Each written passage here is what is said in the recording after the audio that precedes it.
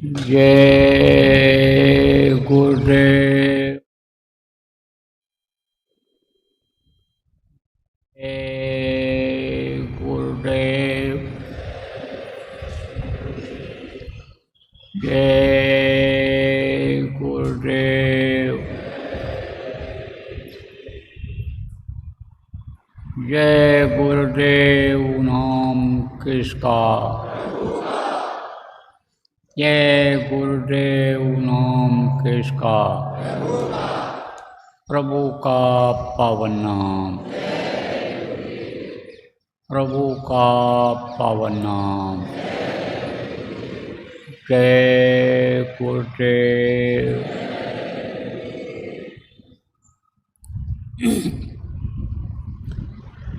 गुरु चरणों में अपने लगा लीजिए, गुरु चरण,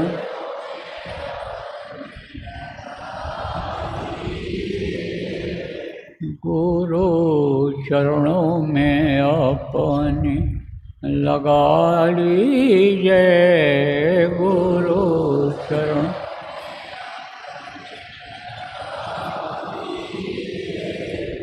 मेरे भाग्य को स्वामी जी जगा दीजिए, मेरे भाग्य,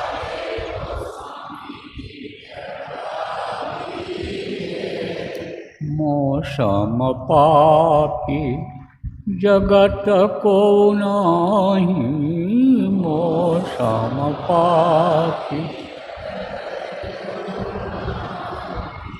मेरे पापों की गठरी जला दीजिए, मेरे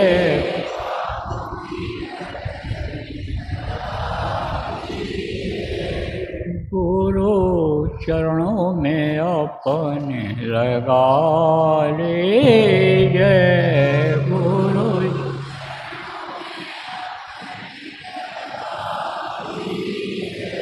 काम क्रोध मद लोभ सतावे, काम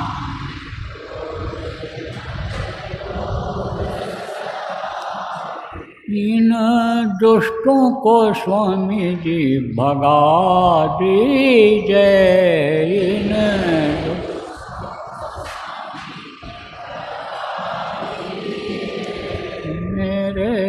भाग्य को स्वामी जी जगा दीजिए,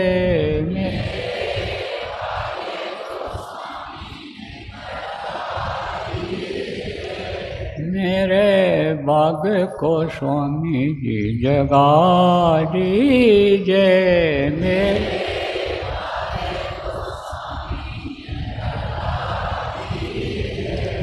निज चरणों का दर्श करा दीजिए, निज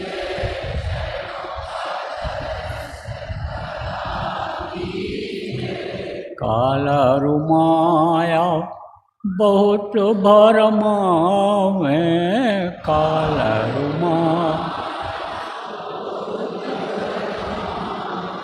इन दोष प्रभु जी बचा लीजिए,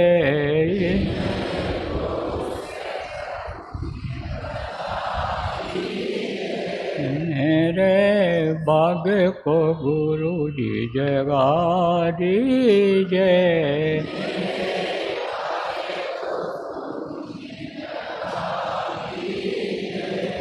तुम्हारी दरस को ये अखियाँ हैं प्यासी, तुम्हारी दरस दर्शन देकर प्यास बुझा दीजिए,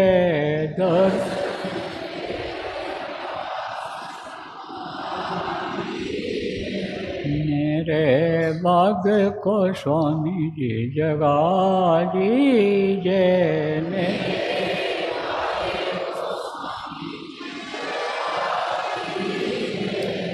बहन मेरे भाग्य को स्वामी जी जगा दीजिए। मैं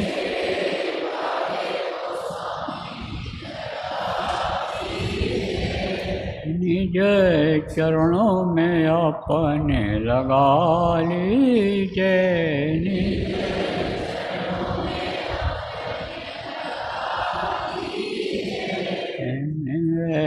अपना दरस दिखा दीजिए मुझे।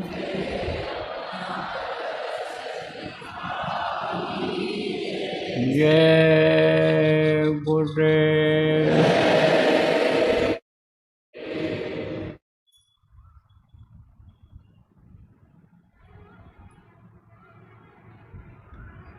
सर्वसमर्थ सर्वत्र अस्मरणीय दाता दयाल कृपा निदान दीन बंधु दीनानाथ परम पूज्य गुरु जी महाराज, उपस्थित साधक समाज, प्रेमी बच्चे एवं बच्चियों, आज 29 जून 2025 24 घंटे की घाट की साधना जो अखंड चल रही थी वो समाप्त हो गई। गुरु महाराज की दया मेहर से, आप लोगों के सहयोग से यह संकल्प पूरा हो गया। यह संकल्प था कि मुहूर्त से यह साधना कर ली जाए और लोगों को करा दिया जाए। 5 खंडों में था ये। पिछले शनिवार इतवार को सब जगह होता रहा, सब लोग करते रहे, बहुत से लोग करते रहे। और त्रयोदशी को भी हुआ 24 घंटे का अखंड। तो 5 साधना शिविर का ये 24 घंटे का आज आखिरी है, आज समापन हो रहा है। अब गुरु पूर्णिमा रही, गुरु पूर्णिमा के बीच का कैसा रहेगा, क्या करना रहेगा, किस तरह से, यह आपको बता दिया जाएगा। और गुरु पूर्णिमा में किस तरह का होगा यह भी मालूम हो जाएगा आपको। बाकी जो सुबह शाम का चल रहा है आश्रम पर, वो अभी 2 घंटे का, सुबह 2 घंटे का, शाम को चलता रहेगा। 5 घंटे का सुबह, 2 घंटे का शाम का होता था, उसका भी समय इधर पूरा हो गया। अब 2 घंटा ये चलता रहेगा। और वहाँ भी जब कार्यक्रम 7 तारीख से शुरू होगा तो वहाँ भी सुबह शाम चलेगा, चाहे थोड़ा समय ही बैठा बैठाया जाएगा। तो ये क्रम जो चल रहा है साधना करने का बंद नहीं होगा, बल्कि बढ़ेगा और बढ़ाना है, क्योंकि काम इसी से होगा। यह नहीं जब अपने लोग कर पाए, तभी झेल रही तकलीफ़ें कदम कदम पर आ रही। बहुत से लोग बहुत परेशान हैं, यहाँ तक कि मौत से सबको डर रहता है। जीना हर कोई चाहता है, लेकिन बहुत से लोग परेशानियों से ऊब करके और मर जाना ही इस समय पर पसंद कर रहे हैं। और परेशानी में देखो, जो नहीं कदम उठाना चाहिए, कभी भी आत्महत्या नहीं करनी चाहिए, उसको भी कर डाल रहे हैं। परेशानियां जाएंगी कैसे? एक इसी उपाय से जाएंगी, इसी लक्ष्य से, उद्देश्य से जाएंगी। चाहे हमारी हो, चाहे आपकी हो, चाहे आपके परिवार की हो, चाहे रिश्तेदार की हो, चाहे समाज की हो, चाहे देश की हो, चाहे विश्व की हो। परेशानी इसी से जाए। और इसमें इसको अगर आप लोग नहीं करोगे, नहीं कराओगे नामदानियों को, तो समझ लो कि विनाश असंभावी। अब सब लोग इसको नहीं समझे होंगे। एक होता है नाश और एक होता है विनाश। ये दोनों अलग अलग हैं, इसका दोनों का मतलब अलग होता है। नाश में क्या होता है? जैसे घर का एक हिस्सा गिर गया, दीवार गिर गई, तो बोले नाश हो गया। ये देखो गेहूँ रखा था, ये देखो चावल रखा था, ये सब दब गया। ये सब देखो इतना नुकसान हो गया, ये सामान हमारा बेकार हो गया, नाश हो। और विनाश को उसको कहते हैं, विनाश उसको कहते हैं बाढ़ आई, पूरा घर बह गया, पूरा भूचाल आया, पूरा घर गिर गया, सिर छुपाने की जगह नहीं रही, तो उसको कहते हैं विनाश। विनाश होगा, नामो निशान नहीं रहेगा। ऐसे देखते देखते बड़े बड़े ऊंचे ऊंचे मकान जमीन में समा जाएंगे, धरती फटी हुई दिखाई पड़ेगी, कहाँ तक फटी है नीचे दिखाई नहीं पड़ेगा कि कितना गहरा गड्ढा है।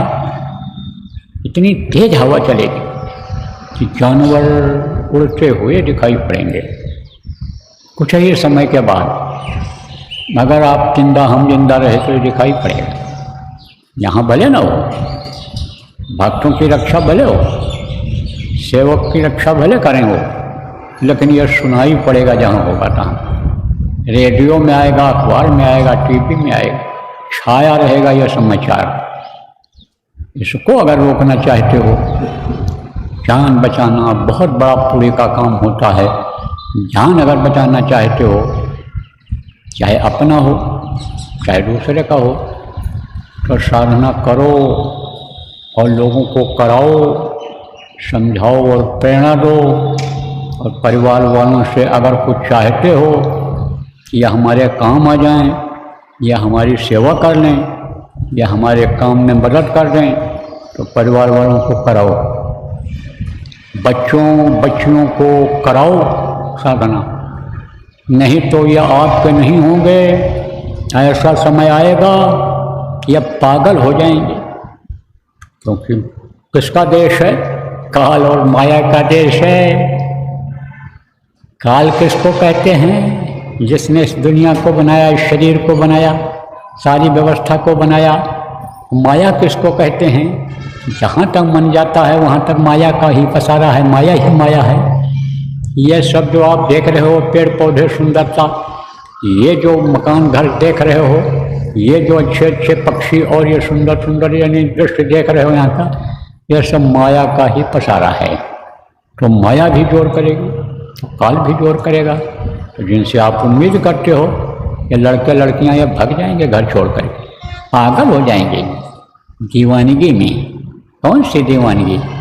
जो गुरु के प्रति दीवानगी होनी चाहिए, गुरु से प्रेम होना चाहिए, उससे दूर हट करके या लड़के लड़कियों से प्रेम करेंगे, भाग जाएंगे, धोखा खाएंगे। जब भगा दिए जाएंगे, मौत पड़ेगी वहाँ, तब भग भग करके आएंगे। लेकिन लालच इतना पैदा हो जाएगा कि 2 करोड़ रुपए के बिल्डिंग में रहेंगे, 2 करोड़ रुपये गाड़ी पर चलेंगे, खाने पीने नौकर की कोई कमी नहीं होगी। तो ये क्या होगा? माया का ये जाल होगा, माया का पसारा होगा। ये माया ये सब लालच लोग पैदा करेंगे, वो समय आएगा। अगर परिवार वालों से कुछ चाहते हो, उम्मीद चाहते हो, तो बैठाओ इनको, बच्चे और बच्चियों को बैठाओ। नहीं, जिन पर आपको भरोसा है, जिनको कहते हो मेरी बच्ची है, जिनको कहते हो मेरा बच्चा है, वो आपका नहीं होगा, वो नहीं होगा। ऐसा समय आ रहा है। प्रेमियों, करो और कराओ ये साधना। बराबर घर पर भी हो सकती है, कहीं भी हो सकती है। आप बताओ लोगों को, ये बहुत बड़ा परोपकार होगा। ये समझाना होगा, लोगों को बताना होगा, तब लोग करेंगे। नहीं तो मन दूसरे काम में लग गया। मन की ये गति होती है, चाल होती है, मन का यह स्वभाव होता है कि जहाँ पर यह चला जाता है, लग जाता है, और वहीं पर टिक जाता है, उसी चीज़ पर टिक जाता है। जैसे खाने पर मन लग गया, घूमने पर मन लग गया, कमाने पर मन लग गया, पुरुष में मन लग गया, औरत में मन लग गया, तो वही उसी में मस्त रहता है, इधर से नहीं जल्दी हट पाता है। लेकिन जब आप मन को समझाओगे, बार बार जब इसमें लगाओगे, शरीर से ये अन्य रस लेता है, हरकत कराता है। मन ही कहता है कि चल पड़ो, देखा जाएगा जो होगा। मन ही देखो, गोस्वामी जी महाराज को ले गया था औरत के प्रेम में, बारिश के महीने में, और ऊपर चढ़ करके और फिर दीवार कूट करके बंद करके पहुँचे थे। मन ही था उनका। और वही मन जब गुरु के प्रेम में लग गया, प्रभु के प्रेम में लग गया, तो वही गोस्वामी जी महाराज पूरे संत हो गए। वही जिसको पूरा फकीर कहते हैं, जिसको स्पिरिचुअल मास्टर कहते हैं, वो बन गए। और वो चीज़ जो उन्होंने देखा और सुना, जो उन्होंने अनुभव किया, उसको लिख करके गए। अब उसी को लोग पढ़ रहे हैं। आज तो भले ना समझ पाएं, लेकिन पढ़ रहे हैं। क्यों? क्योंकि धार्मिक भावना के नाते। और जो समझ जाता है उस अर्थ को इसी काम में लग जाता है। किसमें? साधना में। वो जो समझ जाता है गुरु के प्रेम को, गुरु के महत्व को जो समझ जाता है, वो गुरु से प्रेम करने लगता है, गुरु से दया मांगने लगता है। प्रेमियों, संत मत में गुरु का दर्जा सबसे ऊंचा होता है। और गुरु खेओ मोरी नैया जात बही, गुरु से ही प्रार्थना की जाती है कि पार लगाओ मेरे ये जो जीवन का क्षण है। जिंदगी यह कुछ समय का फूल है, जिंदगी यह एक मुट्ठी धूल है। इसको सोच समझना ये मनुष्य की भारी भूल है। ये जो समझो कि फूल की तरह से है कि समझो कि कुम्हला जाएगा, ये उसकी पंखुड़ियाँ जो सुंदरता देती हैं नीचे हो जाएंगी। जैसे आप देखो गुलाब खिलता है, पंखुड़ियाँ ऊपर रहती हैं, और जब उसको मुरझाने को होता है नीचे हो जाता है। इसी तरह से ये शरीर है, इसका कोई भरोसा नहीं है। इसलिए गुरु जी दया करो, ये प्रार्थना किया जाए, गुरु से प्रेम किया जाए, गुरु से कुछ मांगा जाए, गुरु को अंतर में पाने का तड़प पैदा किया जाए। विरह जिसको कहते हैं वो पैदा किया जाए। आप कहोगे भाई गुरु से प्रेम ना होता, गुरु की बातों पर विश्वास ना होता तो यहाँ क्यों आते? बात सही है, विश्वास हुआ आपको तब आप आए हो। बहुत से लोगों को विश्वास नहीं हुआ। कुछ लोग आप ऐसे आए हो कि काम छोड़ करके आए हो। आप ये समझो ये नहीं देखे हो कि नुकसान होगा कि फायदा होगा। क्यों? इसलिए कि गुरु से प्रेम था, गुरु के आदेश का पालन करना था। और रात में भी देखो बैठ करके आपने कई बार साधना किया, दिन में भी कल शुरू हुआ था तब किया, और सुबह भी किया। किससे? गुरु के आदेश से, गुरु महाराज के प्रेम में आपने साधना किया। तो कहोगे भाई प्रेम तो हमने किया, लेकिन वो प्रेम नहीं जगता है अंतर में कि जो प्रेम का उदाहरण संतों ने दिया है। क्या दिया है? कि स्वामी प्रीत यूं करे जैसे चंद्र चकोर, सोच झुकी गर्दन लगी चितवत वाही और। चंद्रमा और चकोर का नाम आपने सुना होगा, न सुना हो तो बता देते हैं। चकोर एक पक्षी होता है और चंद्रमा को सब जानते हो। छोटे छोटे बच्चे चंदा मामा कहते हैं। तो चंद्रमा से उसको प्रेम होता है और उसको यह आभास हो जाता है कि चंद्रमा निकलने वाला है। जैसे चंद्रमा के निकलने का समय आता है तैसे वो चंद्रमा को देखने लगता है, एक टक देखता है। अब पृथ्वी ये चलती रहती है और रहता वो पृथ्वी पर है, और चंद्रमा उससे जो है दूर हटता जाता है। तो चंद्रमा ऊपर की तरफ चढ़ता है, इसे ऊपर की तरफ चढ़ता हुआ दिखाई पड़ता है। जैसा जब निकलता है तब आप ये समझो कि यानी नीचे रहता है, आसमान में नीचे दिखाई पड़ता है। कि जैसे जैसे रात बढ़ती है वैसे वैसे ऊपर होता जाता है। और एक समय ऐसा आता है जब रात्रि खत्म होने को होता है तो चंद्रमा ढल जाता है। चंद्रमा ढल जाते हैं उस समय पर। तो चकोर क्या करता है? जब से चंद्रमा दिखाई पड़ता है तब से बराबर ऐसे देखता रहता है, और ऐसे ऐसे देखते देखते देखते देखते ऐसे उसकी गर्दन पीछे झुक जाती है, और ये जो चोंच नीचे रहता है वो ऐसे घूम करके ऐसे चोंच ऐसे जमीन में लग जाता है। तो कहा स्वामी प्रीत यूं करे जैसे चंद्र चकोर, चोंच झुकी गर्दन लगी और चितवत वाही हो। चोंच झुक जाता है, गर्दन नीचे लग जाती है जमीन में, लेकिन बराबर देखता रहता है। ऐसे ही कहा गया है कि गुरु को नज़रों में अपने बसा लेना चाहिए और उस तरह से प्रेम करना चाहिए। तरह तरह से संतों ने समझाया कि जैसे प्रीत कुटुंब से वैसे गुरु से हो। अगर आप ये समझो वैसा ही प्रेम गुरु से शुरू में करने लग जाएं कि जैसा प्रेम यानी परिवार वालों से होता है, कुटुंब से होता है, उसी तरह से करने लग जाएं तो भी काल उसके पल्ले को नहीं पकड़ सकता है, बाधा काम में नहीं डाल सकता है।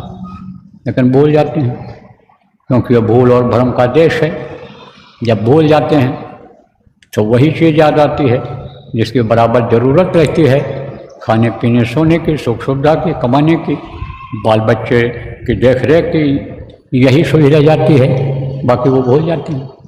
लेकिन ये समय जो 2 घंटे का रहेगा आपका, रोज़ बैठने का रहेगा, इसमें तो सब भूल ही जाओगे। जब यह संकल्प बनाओगे कि हमको 2 घंटा बैठना ही बैठना है, कोई भी काम हो, पिछड़े बने बिगड़े, इसको गुरु जाने, हमारा प्रारब्ध जाने, हमारा भाग्य जाने, तब आप फिर समझो बैठ जाओगे। और जब बैठ जाओगे भूल जाओगे। तो बताया जाता है कि सबसे पहले गुरु की पूजा, गुरु की पूजा में सबकी पूजा, और गुरु समान कोई देव न दूजा। कहा गया कि गुरु के समान कोई देवता ही नहीं, गुरु ही सब कुछ है। गुरु ब्रह्मा, गुरु विष्णु, गुरु देवो महेश्वरा कहा गया। तरह तरह से संतों ने समझाया है उदाहरण दे करके। बस प्रेमियों, आज इस बात को समझ लेने की ज़रूरत है। तो गुरु को जब याद करोगे तो गुरु नहीं याद करेंगे? अरे कोई सौतेले बैठे हो, इन्हीं में जो आप बैठे हो, जिन्होंने गुरु को तड़प के साथ याद किया होगा, विरह जिसके अंदर पैदा हुई होगी, गुरु उन पर दया किए होंगे। जैसा जो पात्र है वैसे उसको वो देते हैं। बर्तन भरने में वो संकोच नहीं करते हैं। अब कोई ये कह रहा हो कि बट रहा है, ले लो चलो, और छोटा सा बर्तन लेकर जाओगे, छोटा सा गिलास लेकर जाओगे, तब वो जो बाल्टी में भरने वाले हैं उसमें भरेंगे। अरे जैसा पात्र होगा, बर्तन होगा, उसी तरह से उसको भरेंगे। यही बात समझने की है प्रेमियों। तो मिलता सबको, देते हैं, दाता केवल सद्गुरु। तो कहने का मतलब यह है, मोटी बात यह है कि आप सब लोग लगो इस काम में। असली चीज़ ये है, इसी से सब काम बनेगा, इसी से आपके संकट दूर होंगे, इसी से आपका प्रारब्ध बनेगा, जिसको भाग्य आप कहते हो। इसी कर्म से आपके भाग्य बनेंगे, इन्हीं कर्मों से ही यानी पुनर्जन्म से बच जाओगे। ये अगर काम कर ले गए, साधना बन गई, चढ़ाई हो गई ऊपर तक, गुरु के पास पहुंच गए, जो अंतर में गुरु का स्थान है, तो जन्म मरण से छुटकारा पा जाओगे। और नहीं तो डूबोगे, उतराओगे, इसी भवसागर में लौट लौट करके आओगे।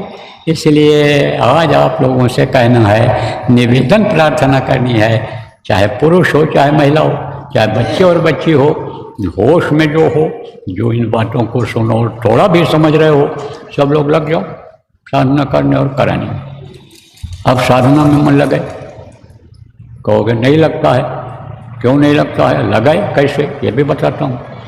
देखो, कर्म आ जाते हैं, संचित, प्रारब्ध और क्रियमाण, 3 कर्म आपको बताया गया। संचित कर्म पूर्व जन्म के होते हैं, और क्रियमाण ये जो हाथ पैर कान से करते हैं, ये क्रियमाण कर्म होते हैं। और प्रारब्ध जो भविष्य में आने वाला है, मिलने वाला है, जिसका फल अच्छा और बुरा, वो प्रारब्ध है। तो ये 3 तरह के कर्म होते हैं। अब ये कर्म कुछ पूर्व जन्मों के हैं, जिसका फल मिल रहा है। अच्छे कर्म थे तो फल मिल रहा है उसका, लेकिन क्या फल मिल रहा है कर्मों का? इन कर्मों का क्या फल मिल रहा है? अच्छे कर्म थे तो अच्छे घर में जन्म ले लिया, खाने पहनने की कोई दिक्कत नहीं, माल भरा पड़ा हुआ है, सोने के लिए बढ़िया इंतजाम, रहने के लिए बढ़िया इंतजाम। छोटे छोटे बड़े आदमियों के बच्चों को नौकर सलाम करते हैं, प्रणाम करते हैं, भैया राम राम, हरे कृष्णा बोलते हैं। तो अब आप ये समझो, ये प्रारब्ध है, प्रारब्ध का यह फल है। और प्रारब्ध किससे बनता है? कर्मों से ही बनता है। कर्म जैसा करता है। उदाहरण देकर और समझा रहे हैं, जैसे किसी मालिक के 4 बच्चे हैं, अब कोई नशे में धुत है, शराब पी के आया है, गांजा भांग का नशे में आया है, तो उसको नौकर सलाम करेगा? उसको नहीं करेगा, उसको प्रणाम नमस्कार नहीं करेगा। और दूसरा जो शरीफ है, बढ़िया है, उसको करेगा। ऐसे ही आप ये समझिए। तो प्रारब्ध जो है बनता है इससे। प्रारब्ध जब बन जाएगा तब आप क्या समझो कि ये जो कर्म हैं ये सब कट जाएंगे। प्रारब्ध किससे बनेगा? इसी साधना से बनेगा।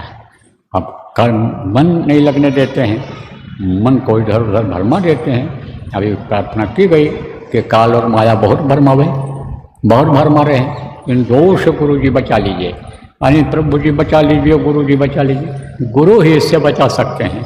काल और माया के देश में पड़े हुए हो, रह रहे हो, निकल नहीं पा रहे हो, कहीं भटक के जा नहीं सकते हो, जहाँ तक दृष्टि जाती है वहाँ तक माया का पसारा है। एक जेल से निकलोगे दूसरे जेल में बंद हो जाओगे। जैसे जेल में कई दीवारें होती हैं, किला होता है, यानी समझो किला जैसे गेट होते हैं, एक गेट से निकलोगे तो दूसरे गेट में फंसे रहोगे, नहीं निकल पाओगे। तो काल और माया का ये पसारा है। गो गोचर जहाँ मन लग जाई सो सब माया जानो भाई, कहाँ जाओगे। लेकिन निकलने का भी उपाय है। निकलोगे कैसे? जब यह कर्म काटेंगे तो गुरु जो होते हैं हर तरह के जानकार होते हैं। जैसे डॉक्टर होता है तो किसी मर्ज का कोई डॉक्टर होता है, किसी मर्ज का कोई होता है। जैसे आप समझो हार्ट के डॉक्टर अलग होता है, हार्ट के अलग होते हैं, किडनी के अलग होते हैं, लीवर के अलग होते हैं, गैस के अलग होते हैं, पेट के अलग होते हैं, अलग अलग डॉक्टर होते हैं। और एक डॉक्टर ऐसा होता है जो जनरल डॉक्टर होता है, आपके समझो हर मर्जों का इलाज करता है, उसके पास हर मर्ज की दवा है, हर मर्ज का स्पेशलिस्ट जिसको कहते हो वो है। आप पे समझो उसको शिविर कह लो आप, या मतलब है कि ऐसे कह लो आप, तरह तरह से लोग कहते हैं भाई जनरल डॉक्टर हैं, या सब मरीज को देखते हैं, वो पीढ़ी में बैठते हैं। तो गुरु जो होते हैं उनके पास हर मर्ज की जानकारी होती है, हर व्यक्ति की जानकारी होती है। अब व्यक्ति को तो बता नहीं सकते हैं, क्योंकि गुरु का काम जब तेजी से होता है, जब संख्या बढ़ती है, तो हर व्यक्ति को बता नहीं सकते हैं। तो क्या करते हैं? मंच से बता देते हैं, एक नियम बना देते हैं, एक फार्मूला दे देते हैं कि जिससे कर्म कट जाएँ, सबके कट जाएँ। कर्म किससे करते हैं? सत्संग से करते हैं, सेवा और भजन से करते हैं। तो सत्संग जरूर सुनना चाहिए। कोई बात सुन लिया, जानकारी भी है, तो भी दोबारा अगर उसको सुना जाएगा तो वो चीज़ रट जाएगी। क्योंकि मैंने आपको बताया कि भूलने की आदत होती है, तो आदमी सुनता है और भूल जाता है, अपने अपने काम में व्यस्त हो जाता है, तो वो चीज़ दिमाग से निकल जाती है। लेकिन बार बार वही चीज़ अगर सुना जाए तब रट जाता है। तोता जैसे रट लेता है, तोता को कहते रहो राम राम बोलो, वो पट्टे राम राम बोलो, हरे कृष्णा बोलो, स्वागत है, वेलकम वेलकम बोलो, जब कोई आवे तो बोलने लगता है। गाली देना सिखा दो तो गाली देने लगता है, रट जाता है उसको। उसी तरह से ये जो जरूरी चीज़ें हैं ये रट जाती हैं, हर तरह की जानकारी हो जाती है, विवेक जग जाता है। बिन सत्संग विवेक न होई, राम कृपा बिन सुलभ न सोई, कैसे कैसे संत ने समझाया है। तो आपको समझने की ज़रूरत है कि बराबर सत्संग सुनते रहना चाहिए, समय देना चाहिए। आप कोई मान लो विदेश में है, कोई बहुत दूर है, अपने घर में बैठा है, दुकान दफ्तर में बैठा है, बहुत दूर है। अब यहाँ जो बोला जा रहा है, यहाँ जो बताया जा रहा है, कहोगे वो कैसे सुनेगा, नहीं पहुँच पाया।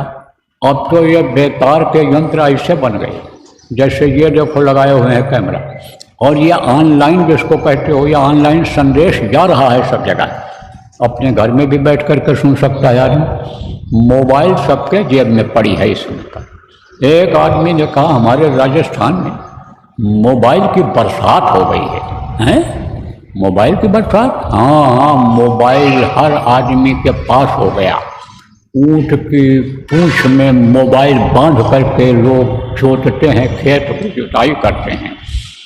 तो अब मोबाइल सबके जेब में हो गया, सबके पास आ गया, सस्ता भी हो गया। पहले बहुत महंगा था, 28,000 30,000 का सस्ते ज़माने में मोबाइल इतना बड़ा मिलता था, और वो भी जहाँ टावर होता था वहाँ काम करता था। 16 रुपया मिनट उसका चार्ज देना पड़ता था। अब कहोगे बाबा तुमको कैसे मालूम हो गया? गुरु महाराज को एक आदमी ने दिया था, गुरु महाराज के लिए खरीद के लाए थे, तो इसलिए बता रहे हैं। लाए, दिया, उसने नहीं काम किया, जब वहाँ टावर लगा तब लाए, सब जानकारी है। लेकिन अब तो बहुत कम पैसे में देश विदेश की चीज़ों को देखो, बात करो, तो मोबाइल में सब आ जाता है।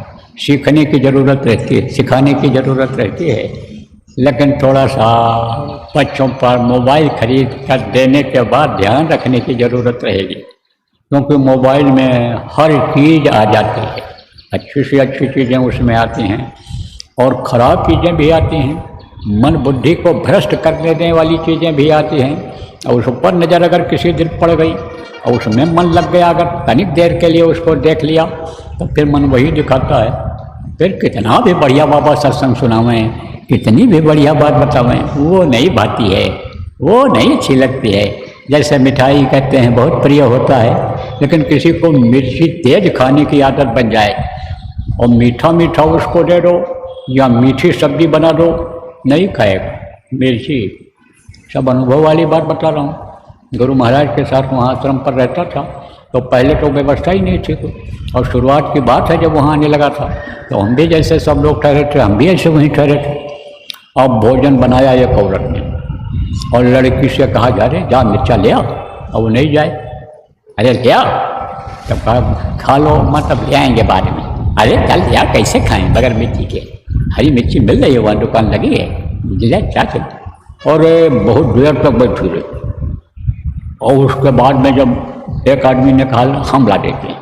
अरे भैया तुम क्या लाओगे? तब लड़की से उसने कहा जा बच्ची ले आ, बेटा ले आ, दौड़ जाओ, मर्द के लिए ले आ, दौड़ जा। तब वो गई और मिर्ची लाई, तब उसने खाया। ऐसे ही मिर्ची क्या है, गलन पैदा करता है, मिर्ची पेट खराब कर देता है, और बुढ़ापे में अगर मिर्ची ज़्यादा हो जाए तो तरह तरह के विकार पैदा हो जाते हैं, बवासीर बकंदर तरह तरह की तकलीफ़ें हो जाती हैं। लेकिन मन अब उधर चला गया तो विकार ये पैदा करने वाली चीज़ें भी आ जाती हैं। तो उससे यानी बच्चों को हम बताना चाहेंगे कि उससे दूर रहना। सत्संग सुन लो, समाचार देख लो, पढ़ाई कर लो मोबाइल से, लेकिन वहाँ नज़र न जाए। और ये क्या करते हैं, चटनी परोसते हैं। चटनी किसको कहते हैं? मिठाई मिठाई खाते रहो, मीठा मीठा खाते रहो, बढ़िया खाते रहो, स्वादिष्ट भोजन खाते रहो। तो मन कहता थोड़ा खट्टा होता तो ठीक था, तो खट्टा खाने का मन कह देता है तो वो परोस देते हैं बीच में, प्रचार कर देते हैं उस चीज़ का पैसा कमाने के लिए। तो खट्टा खाने का भी मन चला जाता है, उधर चला जाता है। उसको खट्टा की तरफ मन ही क्यों ले जाते हो, मिर्ची की तरफ मन ही क्यों ले जाते हो कि जैसे से उसकी आदत बन जाए। तो ये सब थोड़ा सा ध्यान रखने की ज़रूरत है। तो उसमें आ जाता है, सत्संग आ जाता है, वहीं बैठ कर सुनो। और सत्संग सुनते रहोगे, इन बातों को सुनते रहोगे, बराबर जब सुनोगे तब मन नहीं जाएगा उधर, और नहीं तो निश्चित चला जाएगा, निश्चित चला जाएगा। अरे जवानों की बात तो छोड़ो, 80 साल के बुढ़े का मन उधर चला जाता है, करने लायक कुछ नहीं, लेकिन रात को 2 बजे तक रजाई के नीचे मोबाइल देखते रहते हैं। कहते हैं लड़के से मत देखना, मत फंसना, भैया ज़माना बहुत ख़राब है, लेकिन खुद उस ज़माने में रंगे रहते हैं, उस ज़माने में फंस जाते हैं। तो थोड़ा सा इन बातों को भी, व्यवहार में जो आने वाली बातें हैं, हम स्पष्ट रूप से आपको बता रहे हैं। तो सत्संग बराबर सुनना चाहिए। मोटी बात आप ये समझो, विचार भावनाएं सही रख करके सत्संग सुनना चाहिए और सेवा करनी चाहिए। सेवा से कर्म करते हैं, और सबसे ज़्यादा कर्म किससे करते हैं? भजन से करते हैं। तो देखो प्रेमी, कभी कभी मौका मिलता है, बाकी तो सेवा आप करते रहते हो, भजन भी करते रहते हो, लेकिन अब सेवा का ज़्यादा ज़रूरत है, काम है। जैसे ये गुरु पूर्णिमा का कार्यक्रम यहीं अपने आश्रम के बगल में ही यहीं आयोजित है। अब आप समझो कि इसमें सेवा करने का हर तरह का मौका है। जयपुर के प्रेमियों का मौका है। देखो जो देश के लोग हैं, विदेश के लोग हैं, उनको खबर लगी है कि भाई हमारे गुरु महाराज का पूजन होगा, और पूजन की तिथि निश्चित है, समय निश्चित है, मुहूर्त निकला है, उस दिन गुरु की दया बरसेगी। तो हमको भी चलकर सेवा करना चाहिए। चल पड़े बेचारे, दूर दूर से आगे लगे हुए हैं, और भी तैयारी कर रहे हैं, आ रहे हैं। तो उनको तो थोड़ा कम मौका मिल रहा है, लेकिन आपको ज़्यादा मौका है। सब लोगों को आपको समझने की ज़रूरत है कि मेरा ये कार्यक्रम है। हर सत्संगी को समझना चाहिए कि मेरे यहाँ लोग आ रहे हैं, हम उनको पानी पिला ले जाएं, हम उनके पेशाब लेटरिन की व्यवस्था कर ले जाएं, कोई भूखा न सो जाए, उनको चाहे थोड़ा ही मिल जाए, रूखा सूखा मिल जाए, ये व्यवस्था हमको करनी है।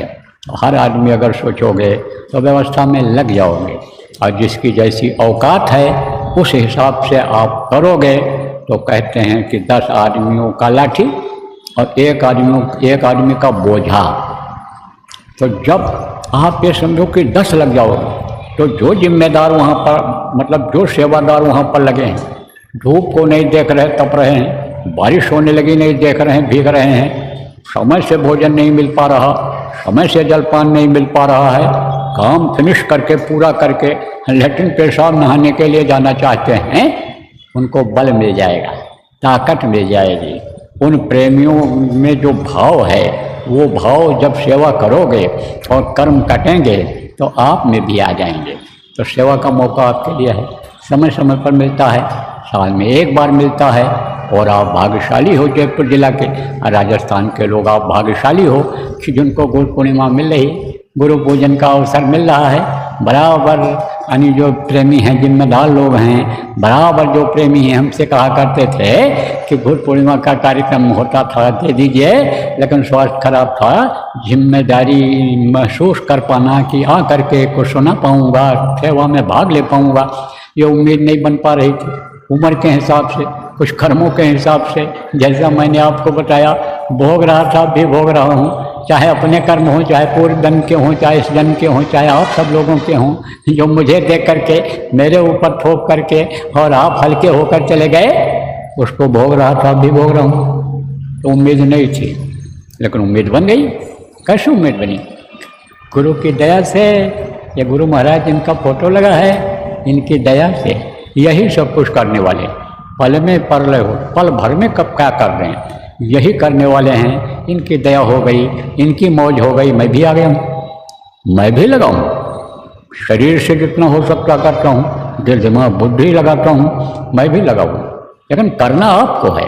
अब इस उम्र में मेहनत नहीं कर सकता, ज़्यादा कुछ कर नहीं सकता हूँ बुढ़ापे में, लेकिन आपके अंदर जो, जिसके अंदर जो क्षमता है, जो आपके अंदर ताकत है, बुद्धि है, जो विवेक है गुरु महाराज ने दिया है, जो आपके माता पिता बच्चों नौजवानों गुरु महाराज के शिष्य थे और गुरु महाराज से जो दया मांगे आपके लिए, मेरा बच्चा पढ़ ले जाए, मेरा बच्चा नौकरी पा जाए, मेरे बच्चे का धंधा चल जाए, जो गुरु की दया से आपको मिला है, गुरु के नाम पर आपको इस वक्त पर लगने की ज़रूरत है, तन मन और धन से लगने की ज़रूरत है, और इस कार्यक्रम को संपन्न बनाने की इस समय पर ज़रूरत है। आपके लिए सेवा का मौका है और भजन के लिए बच्चे और बच्चियों मौका है, क्योंकि ये चलेगा क्रम, वहाँ होगा, वहाँ साधना में बैठा जाएगा, वहाँ नहीं है तो यहाँ बैठा जाएगा।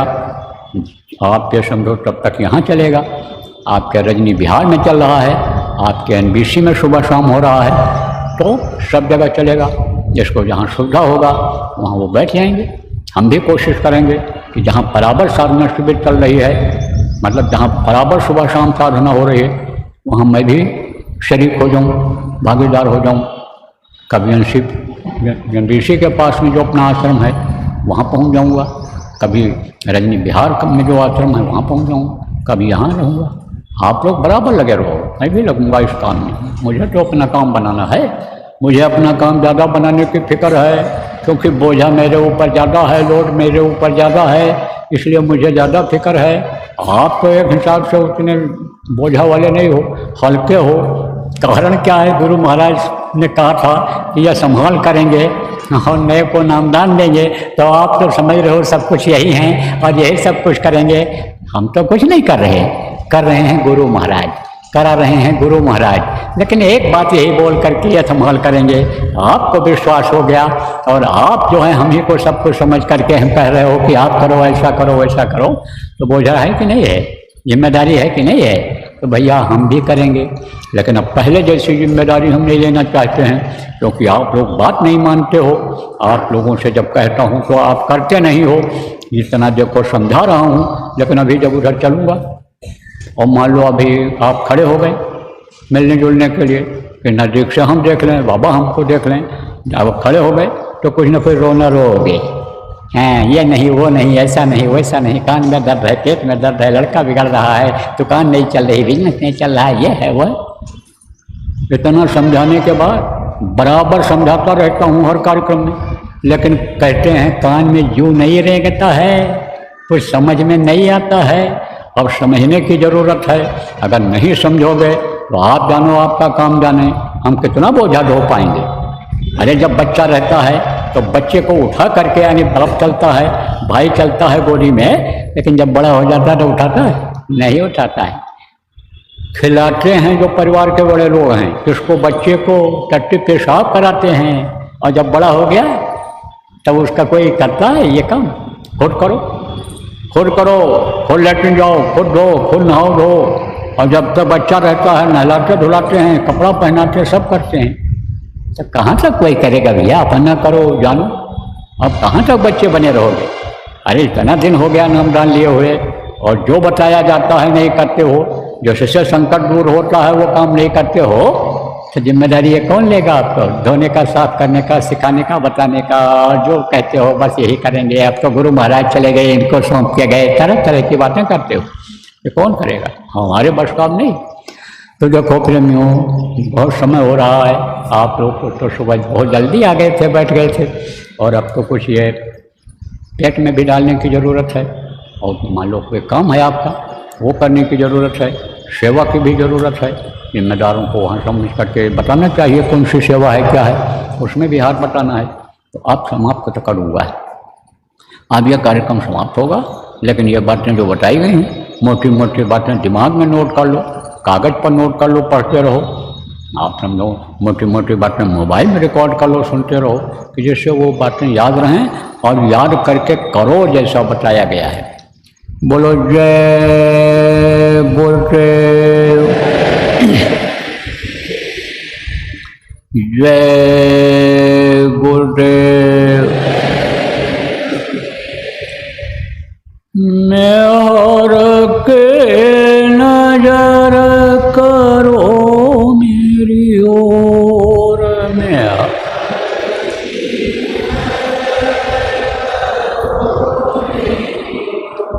दया के नजर करो मेरी ओर।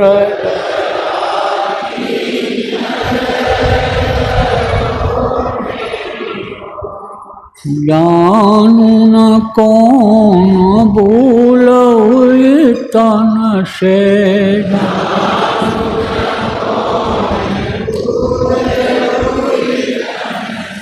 लियो हमसे मुख मोड़ लियो, दया के नजर करो मेरी ओर।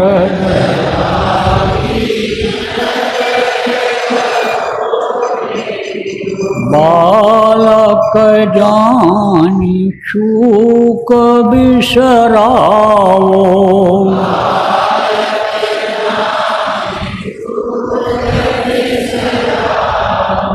आया शरण अब मैं तोर,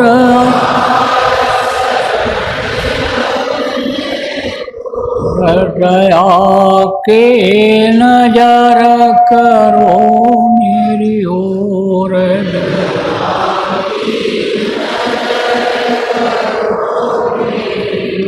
सदा दयालु स्वभाव तुम्हारा,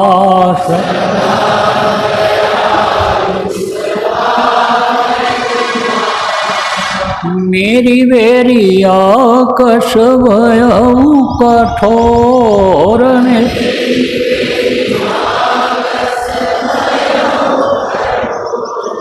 दया के नजर करो मेरी ओर।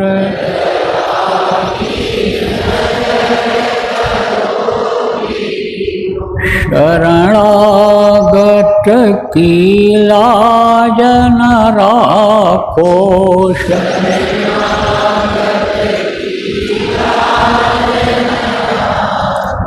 मोसो पतित अब जाएं कहीं और,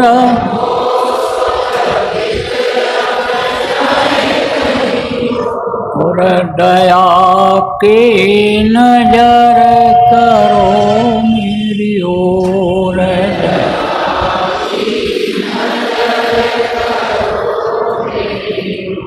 अब के बार उबार ले जो,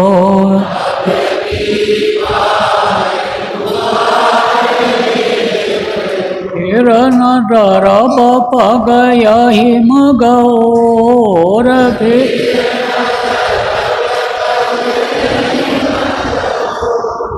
दया की नजर करो मेरी ओर, दया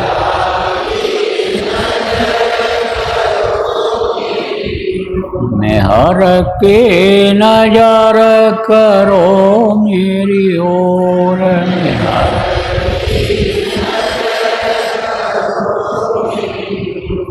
जय गुरुदेव।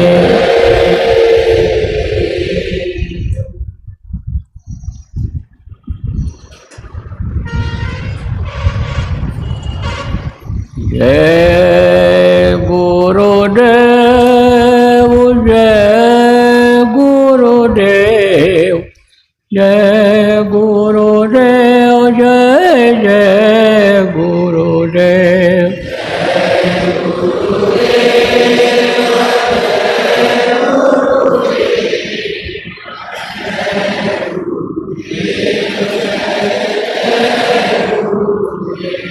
जय गुरुदेव, जय गुरुदेव, जय गुरुदेव, जय जय गुरुदेव।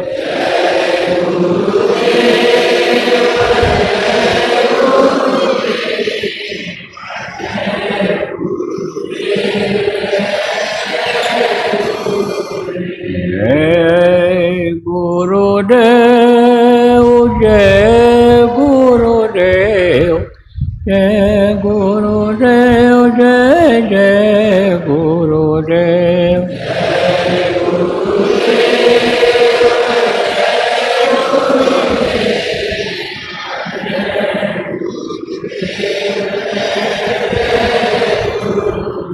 जय गुरुदेव।